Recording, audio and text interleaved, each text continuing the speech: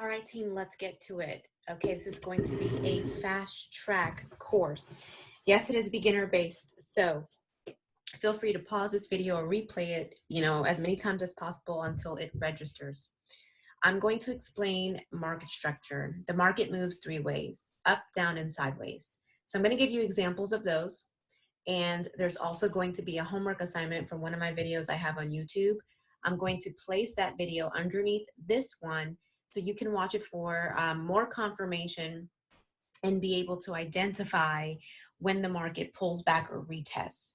So again, we're moving a little fast, but the goal is to get you feeling comfortable trading pretty soon. Anyway, let's go. So as you can see here, I am on Euro USD, which is the euro against the US dollar. And it's pretty obvious that it's moving up on this time frame. We're on the 1 hour. What this means is that the euro has more strength than the dollar. All right. So what will happen is, and I'm going to give you an example first because the markets aren't going to be perfect. But what happens is the market would make a huge impulse up. It pulls back, which is also known as a retest or a retracement. And if it's going to continue in a trend, it will then create what we call a higher high. Now you saw this was a high over here. Now we have a new high or a new impulse or wave. Again, if it's going to continue the trend, it's going to pull back typically to the previous high, which is called market structure, and then make a new high. Pull back or retest, and new high.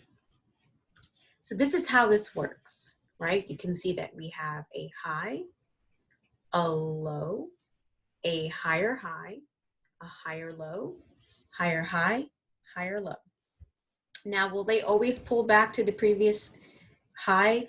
Not always, but that's typically what we're looking for. So I'm going to take this box just to give you more of a visual. You can see where there's a ceiling here, and the market broke out of it, landed on top of it, and now made the ceiling a floor. Again, that's called a retest, retracement, or pullback. We're now anticipating a bigger impulse, and we're looking for it to come back and pull back to the previous structure. So why does this happen? This happens because it's just like running for a long time. Initially you have all this energy when you start off, but after doing a couple of laps, you start to get tired, right? You have to take a break, maybe walk or jog. That's what these retracements are. They're basically the opportunity for the market to pull back, get some more momentum, receive more buy orders from other people initiating their orders, so we can make another wave. So again, it's like lap number 2, right? Then take a break. Lap number 3, take a break. Lap number 4. And that's what will happen. And as long as the market isn't exhausted and there's a lot of volume pushing it in that direction, it will continue to move up or down, but in this case up, to make higher highs and higher lows. So what I'm going to do is I have the actual visual right here in front of us, and we're going to look at it with the candlesticks. Because again, it's not always going to be perfect, but you should be able to identify them. So we can see where the market made an impulse, came down, impulse, and I'm just going to do this right now so you can see, little one, for yourself.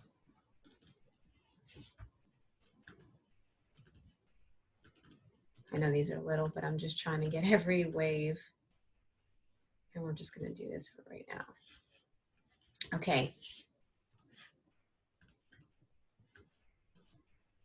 Let's zoom this in. So we can see here, this was the previous high right around here, right? This area, because there's a high here. The market broke out and it retested. Now it didn't come back fully, but it did come back and made sure that this previous ceiling has become a floor. So now where are the new highs? Okay, we have a high here, and then a little bit of just, it's called liquid volatility, just so you know when this happens.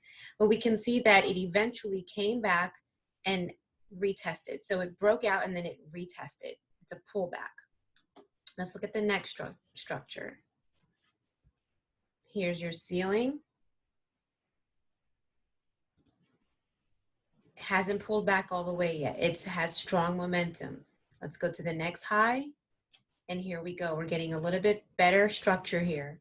We have a high, right? Market came back, landed on top of it like a ball to get that momentum. So it's kind of like a basketball, you know, this is the floor. And obviously when it comes from up high, there's going to be more momentum pushing it, causing it to have a bigger bounce or a higher bounce. It's the same concept. So you can see where it did that. And again, these are highs and it's not perfect, but you can see where it came back. It's landing around this area. Let's keep drawing some boxes.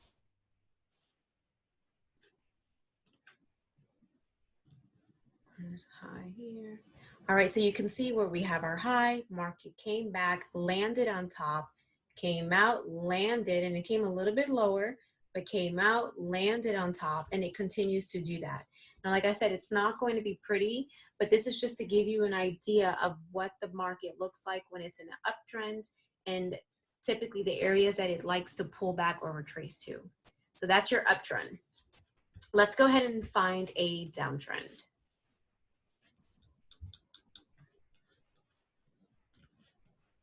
Let's see. I know there's some there I'm just looking for. Here we go. All right, so this one's a very nice trend. You can see that it's just moving down. It's beautiful. And at this point, we're looking for the reverse, okay? So what we're looking for are the lows. So you can, actually, let me do this again. You can see the market made an impulse down. It now, oops, excuse me.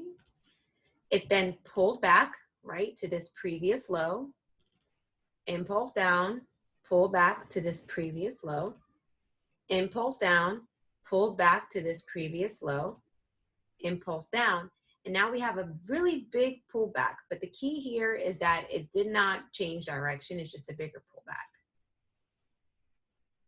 Impulse, pull back to previous low, impulse, pull back, impulse, pull back, and so on. Okay, so now let's draw our boxes. We're going to put them at the lows. So we can see here we have a low. The market came back and pulled back to it twice, actually 3 times. 1, 2, 3. It's a really strong indication that there's going to be a big impulse down whenever you see a resistance, excuse me, a level of structure just retested like that. So we can see where that happened. Then we have right here, this low.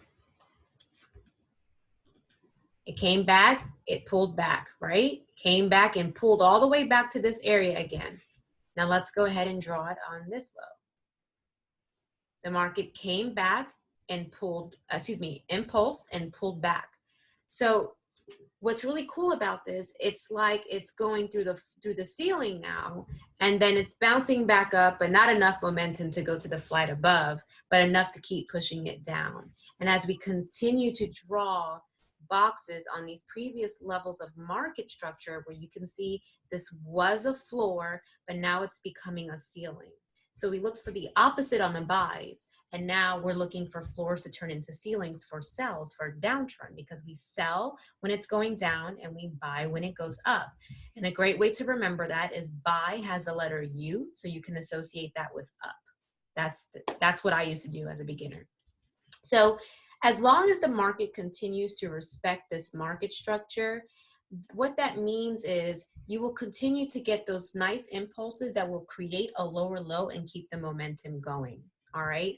So where you want to get concerned is the moment a low is not broken and retested, that's an indication that there could maybe be a change of trend, or it could be consolidating, which is where what are we going to do next? We're going to talk about that.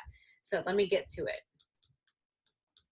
Consolidation is when the market moves sideways, and we also call that ranging. So I just want to show this to you.